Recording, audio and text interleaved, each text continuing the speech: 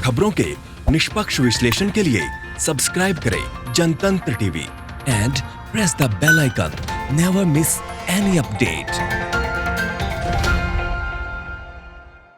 भारत चीन सीमा पर विवाद खत्म होने का नाम नहीं ले रहा है। चीन रोजाना नए नए हथकंडे अपना रहा है और भारत में लगातार निर्माण कार्य को अंजाम दे रहा है, जिस वजह से एलएसी पर तनाव दिन ब दिन बढ़ता जा रहा है। बड़ी संख्या में चीनी सेना के जवान एलएसी पर भारत की ओर आ गए हैं। हालांकि दोनों पक्षों के बीच कूटनीतिक वार्ता भी जारी है। इस बीच भारत ने लद्दाख में भीष्म टैंक की भी तैनाती कर दी है, यानी एक तरीके से भारत किसी भी परिस्थिति से निपटने के लिए तैयार नजर आ रहा है। एक सवाल यह भी है कि भारत चीन से निपटने की तैयारी तो कर रहा है, लेकिन व्यापारिक तौर पर उससे कैसे निजात पाएगा, क्योंकि भारत ज्यादातर सामान के लिए चीन पर ही निर्भर है। इसी पर करेंगे आज चर्चा।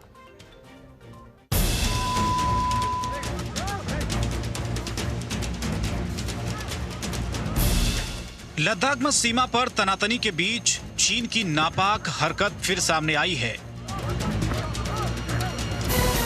एलएसी पर हुई झड़प के बाद चीन ने पेट्रोलिंग पॉइंट 14 के पास एक निगरानी पोस्ट बना ली है। यहां तक कि चीन दौलत बेग ओल्डी क्षेत्र में पेट्रोलिंग पॉइंट 10 से 13 तक भारतीय जवानों की गश्त करने में रुकावट भी खड़ा कर रहा है।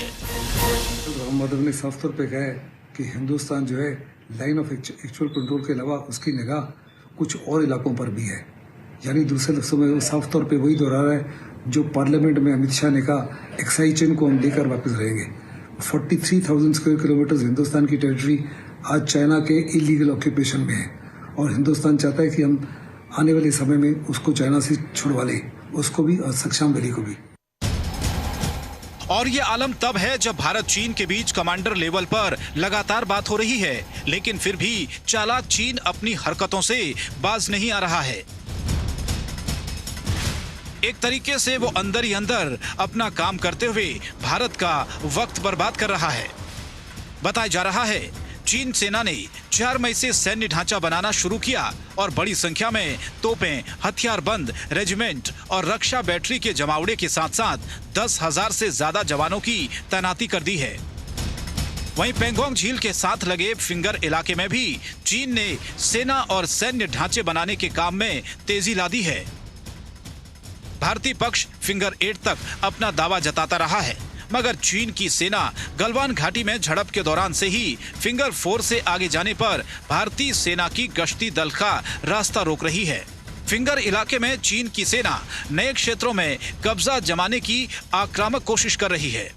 सेना की तरफ से हालांकि इस बारे में कुछ भी नहीं कहा गया, लेकिन मीडिया में आई सैटेलाइट तस्वीरों में दिखता है कि डेप्सोंग सेक्टर में चीनी सेना लगातार निर्माण कार्य के साथ टेंट भी लगा रही है।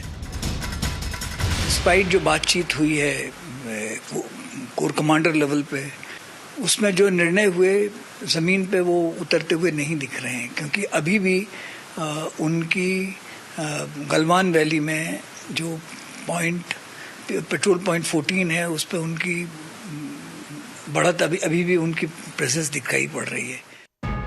ऐसे में चीन लगातार भारत में अपनी मुस्तैदी बढ़ाता जा रहा है, लेकिन सरकार हाथ पर हाथ धरे बैठी है।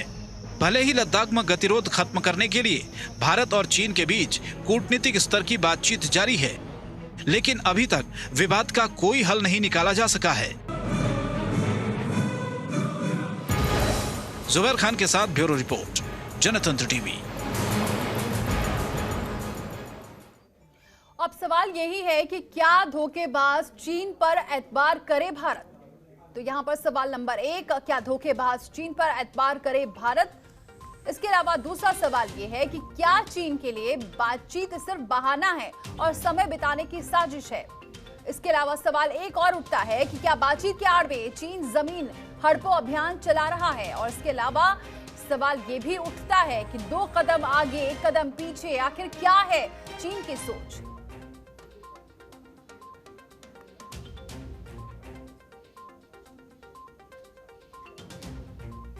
और इस मुद्दे पर कांग्रेस लगातार हमलावर हो रही है। ऐसे में रणदीप सुरजेवाला ने क्या कहा है चीन के मुद्दे पर, सुनिए जरा। पीछे हटने की बजाय चीनी सेना ने दुस्साहस करते हुए पेट्रोल पॉइंट 14 गलवान घाटी लद्दाख में टेंट इत्यादि दोबारा बना नए सिरे से कब्जा कर लिया है। तो नए सिरे से कब्जा कर रहा है चीन, ये कांग्रेस का कहना है। बहरहाल हम इस पर चर्चा करते हैं, हमारे साथ और भी मेहमान जुड़ेंगे, लेकिन फिलहाल हमारे साथ एक मेहमान जुड़ चुके हैं। रिटायर्ड कर्नल हैं आरपी सिंह, रक्षा विशेषज्ञ हैं। बहुत स्वागत है आरपी सिंह जी हमारे साथ जुड़ने के लिए। सर, सबसे पहले बताइए क्या ताजा हालात हैं, क्योंकि बार बार कभी चीन आगे बढ़ रहा है, कभी बात ये आ रही है कि चीन पीछे बढ़ रहा है, कभी कैंप लगा रहा है। आपको क्या जानकारी मिल रही है, फिलहाल ताजा हालात क्या है वहां पर?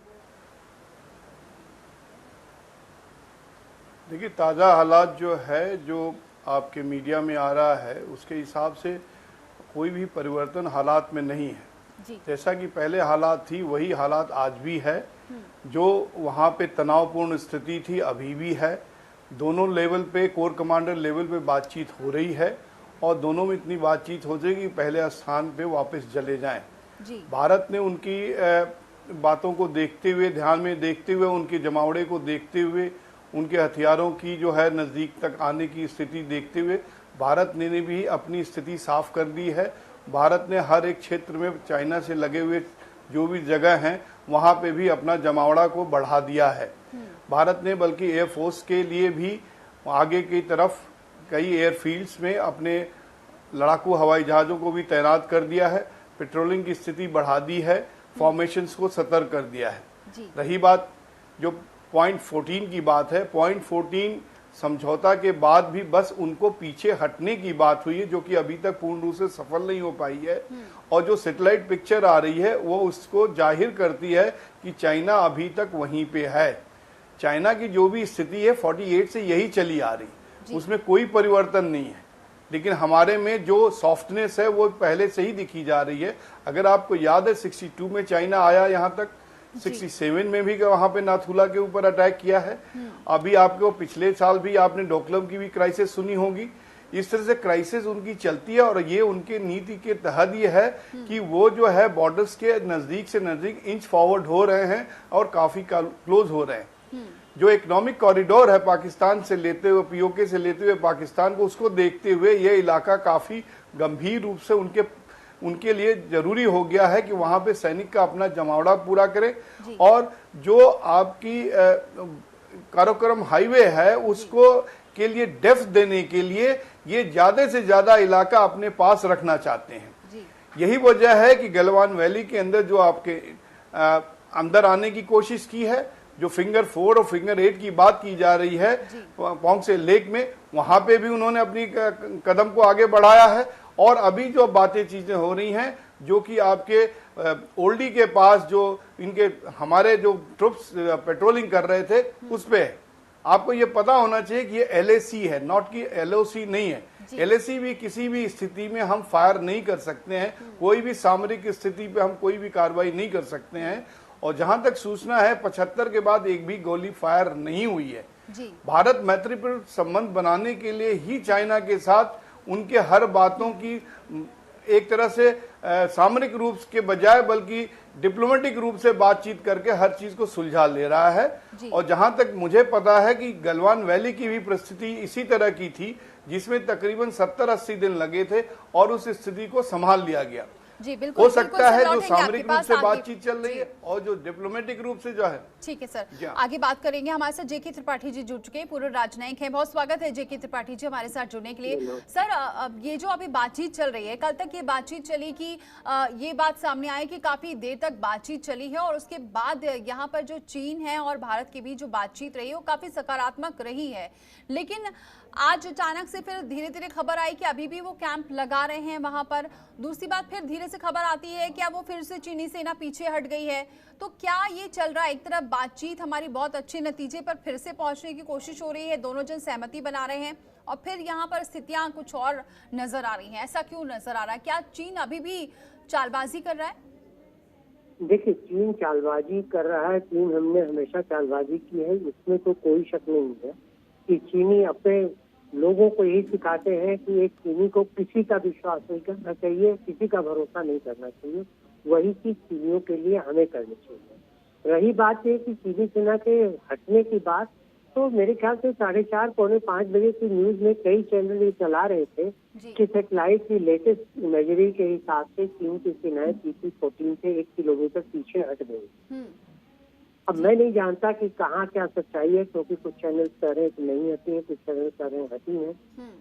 तो और उन्होंने ये भी कहा, जिन्होंने कहा कि इमेजरी में ये दिखी कि 2 मर्सिडीज गाड़ियां आई थी, मतलब कि 2 उच्चाधिकारी सेना के वहां आए थे, और हॉट स्ट्रीम पे भी उनके हिसाब से उसमें इमेजरी में दिखा कि चीनी सेना नहीं, अभी केवल भारतीय टेंट लगे हुए हैं। इसका मतलब चीनी सेना। ये क्या पॉसिबल है कि बातचीत एक तरफ यहाँ पर चीन कर रहा है और उसकी आड़ में कहीं जमीन हड़पो अभियान तो नहीं चला रहा है? ऐसा हो सकता है? देखिए, चीन के साथ सब कुछ संभव है, चीन के साथ सब कुछ संभव है। इसीलिए मैं कहता हूँ कि चीन से जब हम डील करें तो हम ये मान के चलें कि हमें ये लड़ाई खुद लड़नी है, और चीन कहाँ तक हमारी बात समझेगा, कहाँ तक हमारी बात का ध्यान देगा, इसका कोई भरोसा नहीं किया जा सकता। देखिए, अभी ज्वाइंट सेक्रेटरी लेवल पे भी बात हुई थी, फॉरेन सेक्रेटरी लेवल पे भी हुई थी, उससे अभी देखिए लेफ्टिनेंट जनरल के लेवल पे, कोर कमांडर के लेवल पे बात हुई थी। ये सब हो रही है, लेकिन इसके साथ साथ हमें अपनी सैन्य चौकसी, हमें अपनी सैन्य सन्नद्धता बनाए रखनी चाहिए, मिलिट्री प्रिपेयर्डनेस पूरी रखनी चाहिए। बातचीत अपनी जगह है, मिलिट्री प्रिपेयर्डनेस अच्छी तरह, ऐसा न हो कि हम 1962 वाले स्टेप में फंस जाए कि हम बातचीत करते रहे और मिलिटरीली हम तैयार न हो। जी बिल्कुल सर, बने रहे। हमारे साथ जुड़ चुके हैं रिटायर्ड मेजर जनरल हर्ष कक्कड़ जी, रक्षा विशेषज्ञ हैं। हर्ष कक्कड़ जी, बहुत स्वागत है हमारे साथ जुड़ने के लिए। कक्कड़ जी, सर ये बताइए कि अभी जो स्थितियां हैं वो लगातार बदल रही हैं, ऐसे में अब जिस तरीके से भारत भी अपनी तैयारी पर है, भीष्म टैंक वाली बात की जा रही है, वहां तैनात किया गया है, इसका मतलब कह सकते हैं भारत भी पूरी तरीके से तैयार है किसी भी गतिविधि से लड़ने के लिए? 2-3 बातें आपको समझ जानी चाहिए जैसे अभी मामला चल रहा है। जी सर। पहले कि ये जो एक्शन चीन ने लिया, ये कार्रवाई शुरू हुई थी मई में। मई से लेके अक्टूबर नवंबर तक सीजन होता है पेट्रोलिंग का। अगर आपने इतनी सेना लाए हो अंदर कोई मैसेज देने के लिए, मैसेज हो सकता है डिप्लोमेटिक हो, इकोनॉमिक हो, मिलिट्री के लिए थोड़ा सा कम लग रहा है, तो अगर आप इतनी सेना लाए हो मई के महीने में, क्या आप जून में पहली या दूसरी बात के साथ वापस चले जाओगे? तो अगर आप पहली दूसरी बात के साथ वापस चले जाओगे तो आप आए क्यों हो? लॉजिकली अगर आप सोचो, डोकलाम जहां पे इससे तकरीबन 1/4 1/5 स्ट्रेंथ था, उधर 73 डेज लगे जब तक आपने इसको पॉलिटिकल लेवल पे रिजॉल्व नहीं किया। ये भी टाइम लगेगा। ये आपका सेकंड हुआ है। दूसरा, अगर मैसेज है मिलिट्री मामले के अलावा, यानी कि जमीन के अलावा, तो ये मामला सुलझ जाएगा सिर्फ पॉलिटिकल लेवल डायलॉग पे। जितना जल्दी इंडिया भागेगा पॉलिटिकल लेवल डायलॉग के लिए, उतना चीन को फायदा होगा, क्योंकि चीन उतने अपने अपने अपने जो उनके विचार हैं या जो उनको कंसेशन चाहिए, उतना चीन लेगा। अगर उसीलिए इंडिया पॉलिटिकल लेवल डायलॉग पे नहीं भाग रहा, उन्होंने मिलिट्री लेवल और वर्किंग ग्रुप जो बना हुआ है दोनों देशों के बीच में, उसमें मामला इन्वॉल्व कर रहा है। और क्योंकि ये महीना जून का है, आप कुछ हरकत आगे देखोगे, कुछ हरकत पीछे देखोगे, हरकत होती रहेगी दोनों तरफ। आगे जैसे गलवान वाला इंसिडेंट है, ये दोनों देश को नहीं चाहिए, दोनों देश इसको अवॉइड करेंगे, पर ये आगे पीछे की हरकत होती रहेगी। अगर आप मेरी तरफ से मानो तो ये जो आगे पीछे की हरकत होती रहेगी, इसको किस तरह से देखें हम? क्या ये मेरा ये कहना है कि ये जो आगे पीछे की हरकत, ये अगस्त सितंबर तक चलेगी। अगस्त सितंबर तक मामला फाइनली निकलेगा। दूसरा, जो आगे पीछे की हरकत है, ये पहली बार नहीं हुई है, ये रेगुलरली होती है। 2013 में हुई थी, 2014 में हुई थी, 2017 में डोकलाम में हुई थी। उससे पहले क्या था कि हमारे पास उस इलाकों में सड़क नहीं थी, जिससे कि वो आए, अपने इलाके पर आए, जब कैंप किया चले गए, हम लोग गए, उस समय बड़ा टाइम लगता था हरकत करने का। अब रिएक्शन टाइम कम है। तो ये जो अभी स्टैंड ऑफ चल रहे हैं, अब आप मान के लीजिए कि हर 1 या 2 साल में काफी स्टैंड ऑफ बढ़ेंगे। क्योंकि हमारी सड़क बन रही है, हमारी सड़क आगे बढ़ रही है। अभी सरकार ने फैसला लिया है कि 32 और सड़कें बनाएंगे। तो जैसे ये बढ़ेगी उतना हमारा मूवमेंट टाइम फास्टर होगा। जैसे इंफॉर्मेशन मिलेगा उनकी पेट्रोल निकली, हमारी पेट्रोल निकलेगी।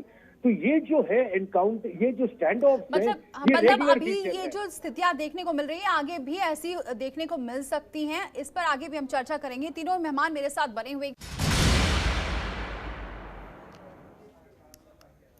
तो सरहद पर विवाद के बीच चीन बाज भी नहीं आ रहा है। वो गलवान घाटी के बाद अब उत्तरी लद्दाख के डेपसांग में फौजों की संख्या बढ़ा रहा है। इस तरह उसने नया मोर्चा भी खोल दिया है। नतीजा ये है कि दौलत बेग ओल्डी में तैनात भारतीय सैनिकों की संख्या बढ़ाई गई है। The tank is designed with the hull, turret and the anti-aircraft spin around 360 degrees. सरहद पर विवाद के बीच चीन बाज नहीं आ रहा है। वो गलवान घाटी के बाद अब उत्तरी लद्दाख के डेपसांग में फौजों की संख्या बढ़ा रहा है। इस तरह उसने नया मोर्चा खोल दिया है। नतीजन दौलत बेग ओल्डी में तैनात भारतीय सैनिकों की संख्या बढ़ाई गई है। इस क्षेत्र में 2013 में दोनों पक्षों के बीच लंबा तनाव देखा जा चुका है। चीन की सेनाएं, चीन की टुकड़ियां गलवान घाटी में है और वहां कंस्ट्रक्शन का काम चल रहा है और इसके साथ ही चीन की टुकड़ियां और भी कई क्षेत्रों में, आसपास के क्षेत्रों में अपनी गतिविधियां तेज कर चुकी हैं। ये बहुत ही खराब स्थिति है, बहुत ही दुर्भाग्यपूर्ण स्थिति है, खासतौर से जब दोनों देशों के लेफ्टिनेंट जनरल लेवल पे बातचीत हो चुकी है। वही चीन को सबक सिखाने के लिए भारतीय सेना ने पूरा बंदोबस्त भी कर लिया है। शक्तिशाली T-90 टैंक भीष्म को हवाई जहाज के जरिए लद्दाख पहुंचा दिया गया है, जो चीन को मुंहतोड़ जवाब देने में सक्षम है। चीनी के लाल फौज कर रहे हैं, लेकिन हम डरने वाला नहीं है, हम खदरने वाला है। इन्हीं लोगों को खदरना चाहिए। जिस भाषा में वो बात समझते हैं उस भाषा में उनसे बात करना चाहिए। हमारे जो शस्त्रागार हैं, हिंदुस्तान की शस्त्रागार में अंडे सेने के लिए जगह नहीं है। टैंकों का एक बेड़ा पहले से लद्दाख में तैनात है। हवा में दुश्मन के जहाजों को मार गिराने में समर्थ अत्याधुनिक एंटी एयरक्राफ्ट गन और सैनिकों का एक विशेष दस्ता भी पहुंच चुका है। भीष्म टैंक की बात करें तो भीष्म को दुनिया के सबसे अचूक टैंक में एक माना जाता है। ये 1 मिनट में 8 गोले दागने में समर्थ है। साथ ये टैंक जैविक और रासायनिक हथियारों से निपट सकता है। इसका आर्म्ड प्रोटेक्शन दुनिया में बेहतरीन माना जाता है, जो मिसाइल हमला रोक सकता है। 6 किलोमीटर की दूरी पर मिसाइल भी लॉन्च कर सकता है। दुनिया के सबसे हल्के टैंकों में शुमार, वजन सिर्फ 48 टन, ये 72 किलोग्राम की रफ्तार से दौड़ सकता है। भीष्म की तैनाती कर भारत ने एक तरह के चीन को एक कड़ा संदेश दे दिया है कि अगर कुछ हरकत की तो करारा जवाब भी मिलेगा। लद्दाख और कश्मीर में भी लड़ाकू विमानों ने उड़ान भरकर ऑपरेशनल तैयारियों को धार दी है। जुबैर खान के साथ ब्यूरो रिपोर्ट, जनतंत्र टीवी। तो क्या वजह है कि भारत सरकार चीन की तरफ से एक के बाद एक पूर्व समझौते के उल्लंघन के बावजूद इस तरह की आक्रामकता नहीं दिखा पा रहा है, जिस तरह से 2014 के पहले देखने को मिला करती थी? इसके पीछे क्या रक्षात्मक या फिर व्यावसायिक दबाव है? तो नजर डालें तो एक बार कमजोर नहीं है हिंदुस्तान, क्योंकि भारत की अगर सेना की बात करें तो दुनिया की श्रेष्ठतम सेनाओं में से एक है। और चाहे वो सामरिक दृष्टि की बात की जाए, यहाँ पर भारत की तैयारी दुनिया के तमाम शक्तिशाली देशों के बराबर रहती है।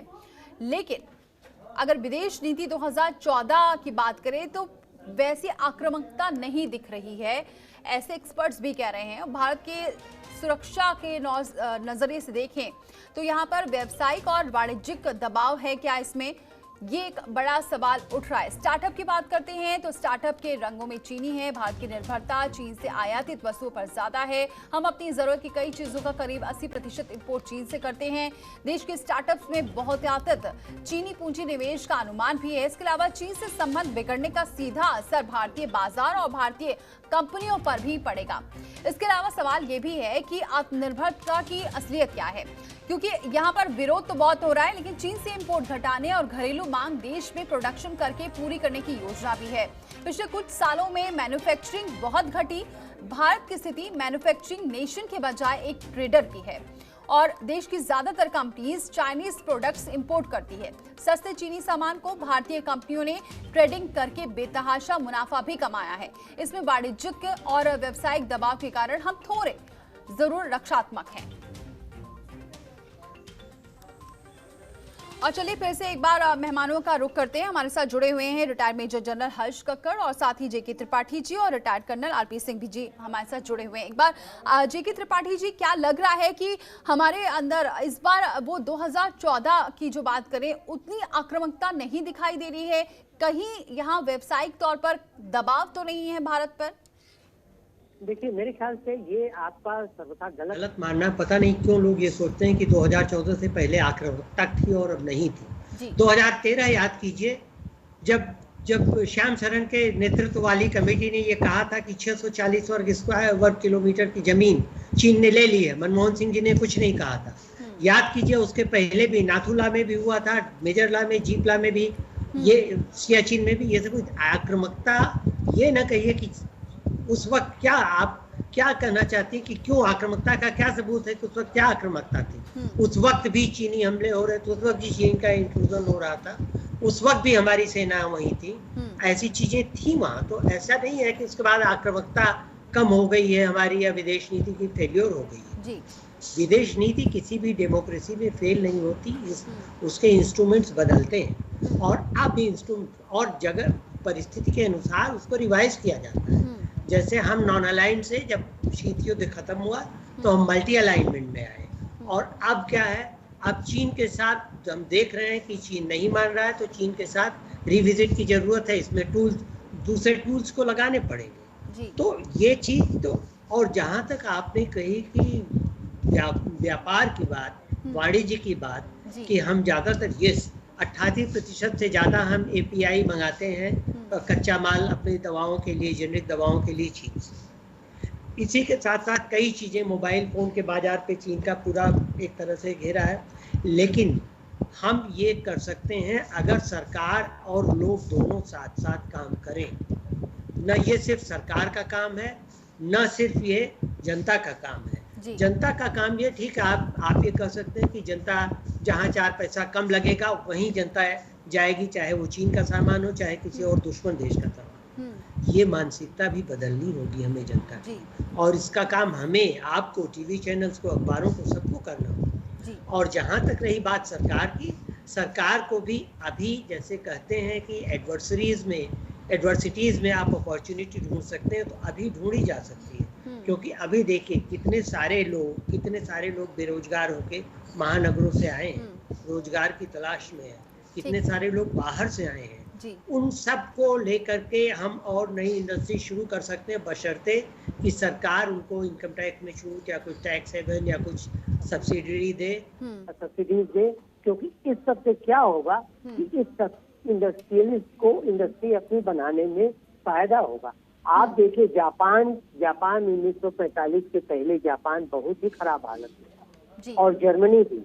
लेकिन 1945 में विश्व युद्ध खत्म होने के बाद जापान और जर्मनी के लोगों ने खुद मिलकर वो किया, उनकी सरकारों का उसमें उतना हाथ नहीं था। लोगों ने मिलकर के ये कहा कि नहीं, हम अपना सामान बनाएंगे। क्योंकि आप कहीं पढ़िए तो यानी कि हम कह सकते हैं निर्भरता थोड़ी कम हम कर सकते हैं, जो अभी तक स्थितियां थी उससे अब हम परिस्थितियां बदल सकती हैं, क्योंकि अब शायद भारत के पास अपॉर्चुनिटी है, जिसकी बात बार बार प्रधानमंत्री कर रहे हैं। यहाँ पर कक्कड़ जी, आपका क्या मानना है? क्योंकि हम अब सैटेलाइट इमेज की बात करते हैं, क्योंकि बार बार बातें आ रही हैं, मीडिया रिपोर्ट्स भी बार बार ये कह रही हैं कि कभी कब्जा हो रहा है, कभी हट रहा है। तो क्या ये जो सैटेलाइट इमेजेस होती हैं, इस पर हम बहुत ज्यादा विश्वास कर सकते सकते हैं और इसी को लेकर फिर हम बार बार ये पूरे देश में, क्योंकि बहुत ज्यादा ये कौतूहल का विषय बना हुआ है कि चीनी सेना कब अंदर आ रही है या भारतीय सेना कब आगे जा रही है, तनातनी अभी है, तनावपूर्ण हालात हैं, तो ये जो सैटेलाइट इमेजेस आती हैं, क्या हम इस पर बहुत ज्यादा विश्वास कर सकते हैं? लॉजिकली सैटेलाइट इमेज आपको एक समय का शॉट देती है, वो शॉट किस समय का है, उस समय क्या हरकत है, और ये बात है कि सैटेलाइट इमेज आपको एक इलाका कवर करती है, उसमें आप कहाँ पे एलएसी मानो, कहाँ पे असली एलएसी है। आज सुबह भी एक आधा सैटेलाइट इमेजरी आई थी कि एलएसी ये है, वो एलएसी का लाइन एकदम दूर था, वो सही एलएसी का लाइन था नहीं। तो जब सैटेलाइट, और आज जिसके पास सॉफ्टवेयर है वो सैटेलाइट इमेजरी डाउनलोड करता है और अपना परसेप्शन डाल रहा है, तो इससे अच्छा है कि आप वेट कीजिए जब आपको ऑफिशियल कम्युनिकेशन आएगा या आपको रिकग्नाइज सोर्स की तरफ से अगर सैटेलाइट इमेजरी आएगी, क्योंकि ये भी जरूरी है समझना कि सैटेलाइट इमेजरी कब की है। सैटेलाइट जब ऊपर से उड़ता है वो 24 घंटा स्टेशनरी नहीं है, तो जब उड़ता है तो आपको शॉट देता है, किस समय किस प्रकार का शॉट आया है, किस एंगल का शॉट आया है, वो बहुत महत्वपूर्ण देता है आपको समझने में कि सैटेलाइट क्या है। जो आम आदमी सैटेलाइट इमेजरी देखता है वो उससे कैरी फॉरवर्ड हो जाता है जो कमेंट डालता है। 90% जिन्होंने कमेंट डाले उन्होंने ना वो इलाका देखा है, ना उस इलाके का आइडिया है, अपना मनमर्जी लाइन बना के या उसको इमेज को एक्सपैंड करके कहते हैं कि ये है, वो जनरली रॉन्ग रहता है। जी और बिल्कुल सर, आपने एक बात बहुत अच्छी कही है कि हाँ, कंफ्यूजन बहुत ज्यादा है जिसकी वजह से इतनी सारी रिपोर्ट्स आ रही हैं और फिर इस पर विपक्ष भी सवाल उठा रहा है और एक्चुअल कंडीशन क्या है वो अभी बहुत अच्छे से समझ नहीं आ रही। हमारे साथ जुड़ चुके हैं यहाँ पर शीतल राजपूत जी, जो इस वक्त डिफेंस एग्जीक्यूटिव हैं और वहाँ पर मौजूद हैं लेह पर इस वक्त। शीतल जी, फिलहाल क्या ताज़ा हालात आप देख रहे हैं, क्योंकि बार बार ये बहुत सारी खबरें आ रही हैं, कभी चीन की घुसपैठ आगे तक बढ़ रही है, कभी कैंप लगा रहे हैं, फिर खबर आ रही है कि चीन पीछे चली गई है, बातचीत का दौर भी जारी है। एक्चुअल कंडीशन फिलहाल क्या आप देख रहे हैं वहाँ पर? जी दीपाली, सूत्रों की अगर माने तो सूत्रों के हवाले से जो खबर आ रही है वो ये कि 1 किलोमीटर पीछे चीन के ट्रूप्स और जो गाड़ियां हैं, फौजी गाड़ियां, वो गलवान एरिया में आगे से पीछे चले गई हैं 1 किलोमीटर, ये सूत्र बताते हैं। हालांकि अभी इसकी औपचारिक आधिकारिक पुष्टि होना बाकी है, इसकी तस्वीर आना बाकी है, लेकिन सूत्रों की अगर माने तो चाइनीज साइड जो है वो 1 किलोमीटर पीछे चली गई है, जो कि एक कदम है और ये अचानक हुआ ऐसा नहीं है। इसके पीछे आप जानते हैं, हम सभी जानते हैं कि लगातार बातचीत का दौर जारी था।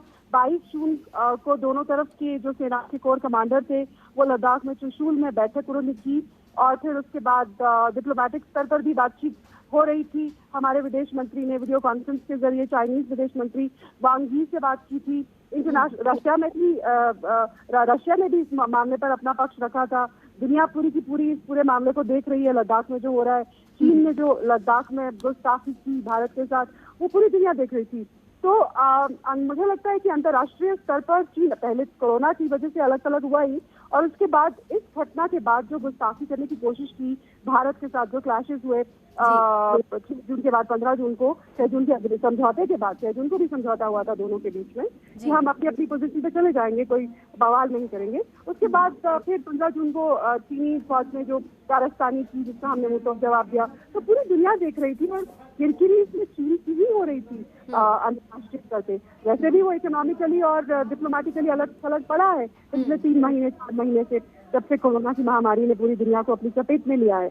तो ये कोई अचानक हुई गतिविधि नहीं है, औपचारिक पुष्टि होना अभी बाकी है। हमारा विदेश मंत्रालय, हमारा रक्षा मंत्रालय, चीनी तरफ से कोई इस तरह का बयान अभी तक नहीं देखा गया है, लेकिन सूत्र जरूर ये बता रहे हैं कि 1 किलोमीटर पीछे चीन की गाड़ियां और चीन के फौजी जो हैं, जहां वो तैनात थे गलवान इलाके में, वहां से 1 किलोमीटर वो पीछे गए हैं। अगर ऐसा सचमुच हुआ है, और इसकी पुष्टि भी जल्दी हो जानी चाहिए क्योंकि सूत्र काफी पुष्ट तरीके से ये बता रहे हैं, तो फिर ये अच्छी खबर है। लेकिन हाँ, चीन की डिफेंस और डिप्लोमेटिक पोजीशन में एक बड़ा क्लाइंब डाउन इसे कहा जाएगा। क्लाइंब डाउन क्योंकि चीन ने कभी ऐसा किया नहीं और वो इस तरह की पॉलिसी में विश्वास भी नहीं करता और कहता कुछ है करता कुछ है। भारत के साथ पहले भी कई बार बातचीत हुई है, भारत ने अपनी कंडीशंस रखी हैं, फिर एक कदम आगे आता है, फिर एक कदम पीछे जाता है, तो ये चलता रहता है। लेकिन अगर इस बार ऐसा हुआ है अंतर्राष्ट्रीय दबाव के चलते, डिप्लोमेटिक दबाव के चलते, वो दबाव जो भारत ने मिलिट्री स्तर पर बनाया, हमने भी अपनी फौज को तैनात किया बॉर्डर पर, हमने उस हाथापाई में जो 15 जून को हुई उनके कई सारे फौजियों को मारा, उन्हें घायल किया, और डिप्लोमेटिक स्तर पर भी चीन को अलग थलग करने की पूरी कोशिश जारी है पूरी दुनिया में। और न सिर्फ भारत और चीन के परिप्रेक्ष्य में, अगर हम पूरे इलाके को देखें जी, एशिया में ताइवान जो है वो भी चीन के खिलाफ उसके सुर हमेशा से ऊंचे रहते हैं और मौजूदा हालात में भी है। जापान और चीन के बीच की तनातनी चल रही है। अमेरिका तो पहले ही चीन से बिखरा पड़ा है। इसके अलावा यूरोपीय देशों की भी अगर हम बात करें तो पूरी तरह से अलग थलग है। और ऐसे में अगर चीन ये इतना बड़ा क्लाइम डाउन कर रहा है तो ये एक अच्छी पहल है, क्योंकि जंग कोई नहीं चाहता दीपाली, चाहे फौजी अमला उनके पास, असला उनके पास भी है, हमारे पास भी है, लेकिन वैसे ही पूरी दुनिया इस महामारी से जूझ रही है। और ऐसे हालात में इतने बड़े स्तर पर एक फ्लैश पॉइंट बन जाए इंडिया और चाइना का ये इलाका, ये कोई भी अफोर्ड नहीं कर सकता आज के हालात में। और ऐसा क्या लगता है यहाँ पर मैम कि यहाँ जो कोशिशें की गया, जो क्या लग रहा है कि यहाँ पर चीन ने दबाव बनाने की कोशिश की, लेकिन शायद उसका जो पैतरा था वो उल्टा पड़ गया और पहले से ही वो दबाव में था, लेकिन अब ये इस विवाद को लेकर भी वो अब घिरता हुआ नजर आ रहा है, इसलिए हर दिन ये नई पैतरेबाजी चल रही है। हाँ, चीनी पक्ष का यह है कि वो कहते कुछ में करते कुछ हैं, और जो कहते हैं वो नहीं करते, जो करते हैं वो कहते नहीं है। लेकिन अब जैसा कि हमने अभी डिस्कस किया कि ये हालात आज की सिचुएशन जो है ये एक्स्ट्रा ऑर्डिनरी है इन दिनों की सिचुएशन। और मैंने पहले भी बताया था कि चीन के अंदर ही इसे लेकर काफी आवाजें उठ रही हैं और उठ रही थी। मैंने कुछ समय पहले भी बताया था कि चाइनीज एक थिंक टैंक है जो कि चीन की सरकार को सलाह मशवरा देता है स्ट्रेटेजिक मामलों में, डिफेंस से रिलेटेड मामलों में, कूटनीतिक मामलों में। तो ये national institute of south China की स्टडीज करके ये थिंक टैंक है, जो कि चाइनीज सरकार का ही स्पॉन्सर्ड थिंक टैंक है। और तभी हमने ये खबर चलाई थी इस थिंक टैंक ने ही चीन की सरकार को ये राय दी थी कि अभी इस इलाके में तनाव बनाना ठीक नहीं है। पड़ोसी शीतल जी, आपको रोकना चाहेंगे, आपसे अब जेके त्रिपाठी जी कुछ सवाल करना चाहते हैं। जेके त्रिपाठी जी बोलिए सर। जी, मैं जनरल कक्कड़ से एक चीज समझना चाहता हूँ और उम्मीद है कि वो चीज शायद हमारे आपके दर्शकों को भी समझने में आसानी होगी। जहाँ तक मेरा मानना है कि किन्हीं भी दो पड़ोसी देशों के बीच में सीमा के पास नो मैंस लैंड होता है, कुछ एक पट्टी होती है जहाँ की न इधर की सेना आ सकती है न उधर की सेना आ सकती है। क्योंकि जनरल साहब बड़े एक्सपीरियंस मिलिट्री के ऑफिसर रहे, तो मैं ये जानना चाहता हूँ कि क्या चीन के साथ लद्दाख वगैरह के इलाकों में भी हमारे पास LAC के आर पार कुछ नो मैंस लैंड है कि नहीं? त्रिपाठी जी, LAC का मतलब ही है असली में लाइन ऑफ परसेप्शन। ये और LOC के बीच में जो फर्क है कि LOC 1972 शिमला अग्रीमेंट में 1 पॉइंट NJ9852 तक वो DLA मार्क किया हुआ था और दोनों साइड्स ने अग्री किया है। LAC एक लाइन है जहां पे कोई अग्रीमेंट नहीं है और परसेप्शन लाइन है। उधर तो दो देशों का परसेप्शन है, चीन का परसेप्शन भारत की तरफ है और भारत का परसेप्शन चीन की तरफ है। तो ये है, तो इसमें इसीलिए कोई नो मैंस लैंड है नहीं जहां पे दोनों सेना नहीं जाती। दोनों सेना अपने अपने परसेप्शन लाइन तक जाना चाहती है जो दोनों के देशों के इलाकों के अंदर आ जाता है। हमारा जो परसेप्शन लाइन है, चीन मानता है कि वो उनका इलाका है, जो उनका परसेप्शन लाइन है हम मानते हैं वो हमारा इलाका है और उनको अंदर आना नहीं चाहिए। तो ये जो फर्क है इसमें, जैसे बाकी जगह के ऊपर नो मैंस लैंड है या जो स्ट्रिप ऑफ लैंड है जहां पे अलग है, वो इस इलाके में नहीं है। जी, इसी पर आरपी सिंह जी आपका क्या कहना है? देखिए, ऐसा है कि LOC और LAC में यही फर्क है जो जनरल कक्कड़ बता रहे हैं। इसमें फर्क ये है कि ये मैकमोहन लाइन के तरह से पहले से एक अदृश्य लाइन समझ लीजिए कि जो कि माना जा रहा है, जहां पे पेट्रोलिंग के पोस्ट है। जो कि इंडो तिब्बतन बॉर्डर पुलिस उसको मैन करती, न कि सेना मैन करती है जी। और इसमें यही फर्क है कि पाकिस्तान के साथ जो भी लाइन ऑफ कंट्रोल है, हम वहां पे गोलीबारी कर सकते हैं, एक दूसरे के खिलाफ जो भी अगर कोई हमारे तरफ आता है तो उसके ऊपर हम कार्रवाई कर सकते हैं, जबकि हम चाइना के साथ ये कार्रवाई नहीं कर सकते हैं जी। क्योंकि उसके ऊपर हमारा ये समझौता यह है कि कोई भी गोली नहीं चलाएगा और एक दूसरे के पेट्रोल एक दूसरे से मिलेंगे, जिसको Tripathi ji no man's land बोल रहे हैं, वो जाकर के मिलेंगे और उसके बाद से अपनी जगह को वापस चले जाएंगे। उसी में ये पोस्ट 14 जो पोस्ट 14 का नाम आ रहा वही आ रहा है। रही बात स्थिति की जो आप बात कर रहे हैं, ये स्थिति जो है काफी डर्टी सिचुएशन लाया है, टेंशन लाया है, क्योंकि जो चाइना के साथ जो तनावपूर्ण स्थिति, एक इन्फेंट्री बटालियन के सीओ के साथ जो अटैक और हमला हुआ और भारतीय करीब 20 सैनिक मारे गए हैं, इसलिए जो है चाइना की स्थिति जो है बैकफुट पे है। और चाइना ने इस कार्रवाई को करने के लिए आज से नहीं बल्कि मई से ये कार्रवाई शुरू की थी और समझौता होने के बाद भी वो पीछे नहीं हट रहे थे। इसलिए जो है ये कार्रवाई जो है एक तरह से ऑफेंसिव रूप लेता जा रहा है और जैसा कि कक्कड़ साहब ने बताया है, ये कार्रवाई अभी चलेगी और जहां तक आप सबको पता है कि ये करीब 14,000 की हाइट है, छोटी मोटी जगह नहीं, 14,000 की हाइट है और अभी जब जाड़ा आने से पहले से ही बर्फ गिरनी शुरू हो जाएगी तब वहां के मूवमेंट जो है काफी रिस्ट्रिक्टेड हो जाएंगे, लोगों को अपने अपने स्थितियों पे वापस जाना पड़ेगा और बाद में जो है जो भी इस एक तरह से बर्फ के इलाके में जो कार्रवाई होती वो होती है जी। इसी वजह से यहाँ की पेट्रोलिंग आजकल काफी सेंसिटिव और काफी एक्टिव है और इसी को देखते उन्होंने जो है आपके ओल्डी के जगह पे भी उन्होंने अपनी पेट्रोलिंग को बढ़ाया। ये एक तरह से भारतीय सेना के लिए सबक है कि किस तरह से ऐसी जगहों पे हमें ठीक से ऑपरेट करना है, जब हम एक तरह से आईटीबीपी को पूरी की पूरी सुविधा दे रखे हैं, उनकी भी कार्रवाई को हम किस तरह से हम आगे की तरफ ले जाकर के चाइना की बढ़ती हुई स्थिति को संभाल सकें। जी, बहुत बहुत शुक्रिया यहाँ पर आरपी सिंह जी हमारे साथ जुड़ने के लिए, चर्चा में शामिल होने के लिए। चर्चा को आगे बढ़ाते हैं और कक्कड़ जी से मैं यही सवाल लेती हूँ, सर वाकई अब हमें सेना को ये सबक है या फिर ये कहें कि और तैयारी करने की जरूरत है, क्योंकि जिस तरीके से यहाँ पर बता रहे थे अभी आरपी सिंह जी कि वो अब आगे आने वाले दिनों में स्थिति और खराब हो सकती है, तो बर्फ गिरेगी और फिर ज्यादा सेंसिटिव जगह हो जाएगी, तो फिर और सतर्क रहने की जरूरत है। इसको पूछा समझा नहीं, आपने मेरे को पूछा है? जी सर, कक्कड़ जी। देखिए नॉर्मली क्या होता है, जैसे मैं शुरू में कह रहा था आपको, यहाँ पे जो भी पेट्रोलिंग सीजन है वो चलता है मई से लेके अक्टूबर नवंबर तक। उसके बाद सब वापस हो जाता है क्योंकि ग्राउंड सिचुएशन ऐसा नहीं है कि आप मूवमेंट करो ज्यादा, तो ये कारण है। तो इसीलिए आप अगर आप देखो 62 वॉर भी अक्टूबर में हुआ था और आज सीजनल चेंज हो रहा है, उसके बाद हरकत कम हो जाती है। तो हमें जो है नॉर्मली अभी जैसे इस साल हम लोगों ने अपनी एक्सरसाइज डिले करी थी, नहीं तो नॉर्मली दोनों फोर्सेस उसी समय में वहीं पे एक्सरसाइजेस करते हैं, जिसके कारण क्या होता है कि दोनों फोर्सेस हमेशा तैयार रहते हैं एक दूसरे के खिलाफ।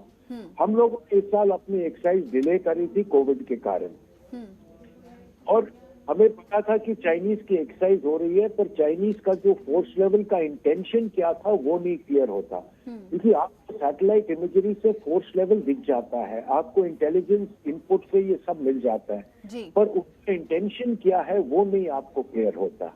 तो जैसे इंटेंशन पता लगा तो रिएक्शन इमीडिएटली हो गया। तो ये जैसे मैं आपको शुरू में भी बता रहा था कि जैसे रोड्स कंस्ट्रक्ट होंगी, जैसे इंफ्रास्ट्रक्चर बनेगा, वैसे हमारी पेट्रोलिंग बढ़ेगी, स्पीड ऑफ रिएक्शन फास्ट होगा, और जैसे उनकी हरकत होगी साइमल्टेनियसली हमारी हरकत बढ़ेगी। इससे ये ऐसे जो स्टैंड ऑफ्स होंगे ये काफी होंगे। तो ये सालों के साथ चाहे इस लेवल पे ना हो जहाँ पे पूरे ईस्टर्न लद्दाख में है, पर जहाँ जहाँ उनकी पेट्रोल आएगी ये स्टैंड ऑफ्स हो गए। और जहाँ तक ये सवाल है, जैसे आपको बता रहा था मैं, जून का महीना है, हमें जल्दबाजी नहीं करनी चाहिए, खासतौर पे मीडिया पे। मौका दो, अपने आप सुधरने के लिए सुधर जाएगा। जितना हम लोग इसको भड़काएं और ये समझाएं कि ये लड़ाई की तरफ जा रहा है, चीन का क्या इरादा है, ये जल्दी दिन है। बिल्कुल। अब ये अगर उसने, जैसे आप कह रहे हो 10,000 तो किसी हालत नहीं हो सकता, क्योंकि उतने जितना आपको ये याद रखना चाहिए कि आप लोग जो फिगर देते हो ये भी रियलिस्टिक होना चाहिए। 14,000 15,000 फीट के ऊपर हर सैनिक जिसको आप लाओगे, आपको उसका एडमिनिस्ट्रेशन केटर करना है, उसका रहने का, उस इलाके में रहने का, जहाँ पे टेम्परेचर समर टाइम में भी माइनस में घूमता है, उस इलाके में रहने का, खाना पीना, उसको गर्म रखना, ये सब चीजों के लिए आपको केटर करना पड़ता है। तो जितनी आप सेना लाएगी उतना आपका लॉजिस्टिक रिक्वायरमेंट बिल्डअप होगा। बिल्कुल सही। जी.के. त्रिपाठी जी, इसका जी.के. त्रिपाठी जी, यही वजह, ये भी एक तरफ से हम माने, क्योंकि यहाँ पर बात तो बहुत बढ़ रही है, यहाँ पर बार बार कोई कह रहा है, यहाँ पर बहुत बातें हो रही है डिप्लोमेटिक लेवल पर भी, लेकिन क्या यही वजह है क्योंकि सब जान रहे हैं कि अभी चीन पर हर तरफ से दबाव है और सरकार बहुत ज्यादा नहीं बोल रही है? क्या यही वजह है कि हम स्थिति को संभालना चाह रहे हैं, संवेदनशील मुद्दे को बहुत ज्यादा हाइप नहीं देना चाह रहे हैं, इस वजह से सरकार की तरफ से बहुत ज्यादा चीन को लेकर कोई ऐसा बयान नहीं आ रहा है? देखिए, सरकारें भी, आप जहाँ तक देखेंगे कि सरकारें भी जो रिस्पॉन्सिबल उत्तरदायी सरकारें होती हैं वो बहुत संभल के बयान देती हैं जहाँ दो देशों के बीच संबंधों की बात आती है। हम सड़क छाप बंद करके कोई भी सरकार गला पकड़ के नहीं मारने को दौड़ती जी। सरकारें रेस्ट्रेंट से काम लेती हैं और दोनों सरकारें रेस्ट्रेंट से काम ले रही हैं। आपने देखा कि कभी भी शी जिनपिंग ने अभी कुछ नहीं कहा है और न मोदी जी ने इससे कोई खास कहा है, इसलिए कि लोग ये चाहते, जैसा कि जनरल कर बता रहे थे, कि ये चीजें वार्तालाप से और थोड़ी मिलिट्री पोस्चरिंग से अपने आप धीरे धीरे खत्म हो जाए। और दोनों देश ये जानते हैं कि दोनों में से कोई भी अफोर्ड नहीं कर सकता ट्रेडिशनल वॉरफेयर के लिए, क्योंकि ट्रेडिशनल वॉरफेयर भी भले ही चीन का बजट हमसे 3 गुना है हमारी सेना से, लेकिन चीन का भले ही उनके पास इक्विपमेंट वगैरह ज्यादा हो, लेकिन जैसा कि जनरल साहब और कर्नल साहब दोनों ही बता सकते हैं कि कई स्टडीज के हिसाब से, कई सर्वेज के हिसाब से, जिसमें हमें चीनी इंस्टीट्यूट का भी सर्वे है कि माउंटेन वॉरफेयर या हाई एल्टीट्यूड वॉरफेयर में इंडिया का मुकाबला किसी और से, इसका कोई और सेना नहीं। अभी एक चीज ये है। दूसरी चीज देखिए, अगर ये वॉर हुआ भी तो ये लिमिटेड थिएटर में होगा, क्योंकि वो एस्टेब्लिशड होंगे, क्योंकि अगर वॉर हुआ भी तो लेवल पे नहीं होगा, क्योंकि उसमें नेवी को पहुंचने में भी टाइम लगता है और देशों की भी नौसेनाएं आए हैं। तीसरी चीज ये है कि अगर इसको कुछ लोग ये भी देखिए, हो सकता है कहीं आगे वाले समय में कि हम न्यूक्लियर वार्ता शुरू करें। देखिए, चीन कहता है कि हमारे पास 320 के करीब, एक अध्ययन के हिसाब से चीन के पास 320 न्यूक्लियर बॉम्ब है, हमारे पास 150 है। तो ये सारी पोस्चरिंग की बात होती है।